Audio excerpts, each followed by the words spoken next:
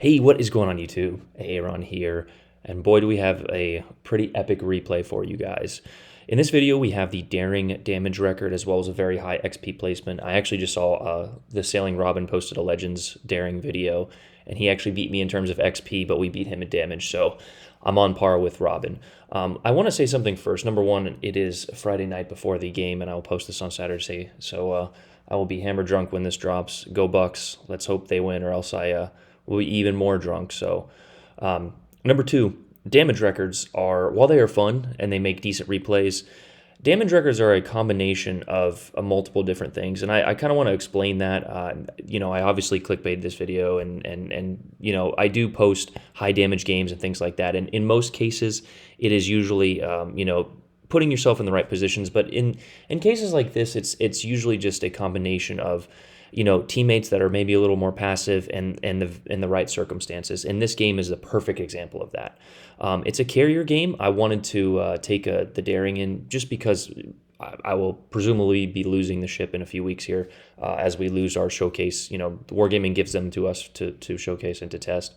And also to test my, destroyer ability with an enemy carrier. As you know, carriers have to match each other. So I think Bravo had the Haikuru, so I know I would have got matched with an enemy carrier, and I wanted to test my skills as the daring is not the strongest, but not the weakest, but not the strongest against carriers. You do have your short screen smoke, but like we said, this game is just a perfect combination of the right circumstances.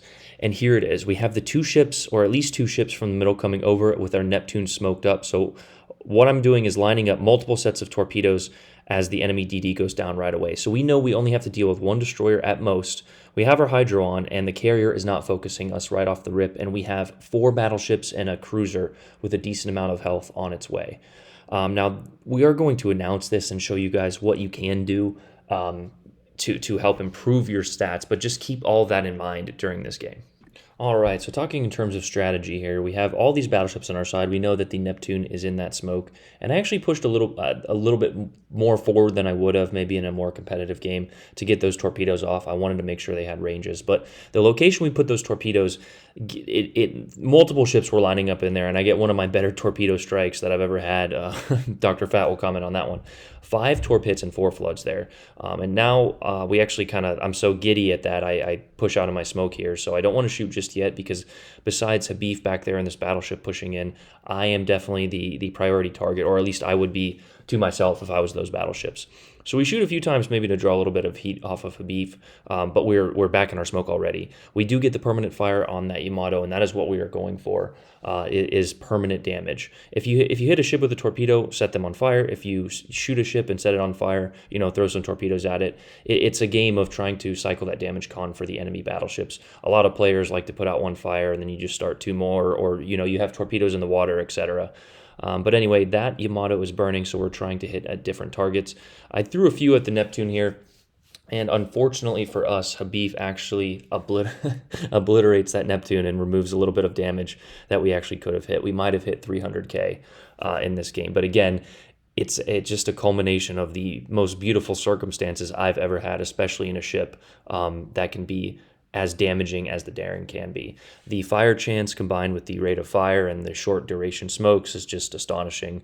You couple that with spotting from a carrier and a battleship that the enemy has to shoot at, or at least has to pay attention to it as my division mate, and you get this insane game. So just focus on the basics, and again, we're walking through the strategy here as we get this damage record. But we mentioned, rotating different battleships on fires. We have that other Yamato on fire here, so we're going to try and shoot at the Montana. In the meantime, we have our torpedoes back. The daring torps take a little bit longer to reload than a few of the others, and I'm not stacking torps here. You should never stack torps unless a target is specifically bow on and coming towards you or backing up. That way you get gaps in between your torpedoes. But I do spread them out in this case instead of sending a set and then waiting, because it looked like his projected torpedo path was going behind the island there. And we just want to at least get one, because it looks like he put out that fire, or at least he should be on damage con soon, because we are lobbing him. Regardless of that, even if he gets flood and has his damage con, we can set him on fire again as the Soyuz comes in and smartly switches to HE despite having great AP on the Russians. So we get a little permanent fire there, and you'll see very soon that these torpedoes actually connect in an excellent way. I could kind of see them in my peripheral vision there, and that is why I use the overview camera. I know it kind of bugs a lot of people as we get just a beautiful torp strike, and down goes that Yamato to a dev strike. We actually get him with the fire we set, so he was still on damage con, which is why it is never a good idea to put out one fire, especially when you're in range with will to rebuild. Now, we don't know if that's what he was running, but regardless of that. In the meantime, like we said, we switched to that Soyuz, so we are going to try and rotate his damage cons. The Soyuz has 4 or 5 at most, as we tick the high caliber with 170,000 damage 6 minutes into this game. So if this game had gone on a little bit longer and our other flank did not do so well, we may have had 350,000 damage here.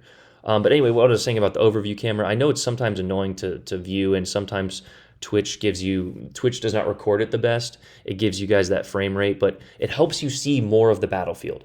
Like right now, I'm shooting at that Montana, but this Soyuz is here, which I turn out and smoke up, and he's looking at me, obviously, so that way we prevented any damage to, any harm to come our way. Too many people are so focused down sight. I just saw Big B2O post a clip of a Fletcher taking a torp that was spotted, for 30 seconds. It was a very easily dodged torp. So many players decide to just sit and look down the periscope, the aiming reticle, and completely ignore the battle going on around them. And to bring it even further, I was actually making a video about a competitive game we had in the Daring, a very competitive game with a great outcome, which wasn't as exciting, but it highlights the importance of looking at your map and reading the board as this Montana takes a blind fire, which is actually a pretty awesome shot, all things considered. Most players usually aim too high. Or they don't usually hit in a blind fire, and he actually got us with 2 or 3 hits there for a good chunk of damage. So we do have the heals in the Daring. We already used one of them, I think, on a hit I took earlier, but regardless of that, we are still very, very healthy, and we have more smoke screens left as we are ticking into the very high damage mark. 215,000 damage is just insane, as we launched torps for that Montana, and the Soyuz actually took them. So like we mentioned, just a perfect storm of enemy players without true support. The carrier has not been our way one time. We have yet to see the destroyer, and the only other real serious threat was dev struck by our fellow battleship. So we had 4 or 5 battleships to play with, and they drove right into our torpedoes and let us get permanent fires. So at this point of the game, I have 325 target hits more now that are ticking up, and 10 fires. So like we mentioned, if this game were to go on a little bit longer, and I think Khabib actually pulls a few of his shots here, so maybe it doesn't count as a real damage record. I don't really care. I'm not a huge fan of damage records. Damage records to me are just if you look at the damage records on the Discord, half of them are losses. And to me, winning the game is more important than damage. I've said it so many times. Now, these are fun because you guys love the high damage replays and different things like that, and it does make for good videos, which helps drive the algorithm, which allows me to influence more people. But just keep that in mind. I see so many players, I need the 150,000 damage mission, and they're just sailing in there trying to get as much damage as possible without, by losing the game. But here you can see at this point we have 280,000 with 3 kills. So also, side note, kills do not equate a good game either. We only have 3 kills, yet we have impacted the battle in such a significant way. So I'm just going to go ahead and speed up to the end of this video here, where we take a few shots at the carrier, because this is just sailing time, in the meantime. All right, so here we have the carrier that will be spotted rather soon as Bravo drives his planes in, and he got smacked by the enemy battleships. Like I said, we could have easily had 300k. The Hakuryu has like 50 or 60,000 health. There would be nothing he could do at this point.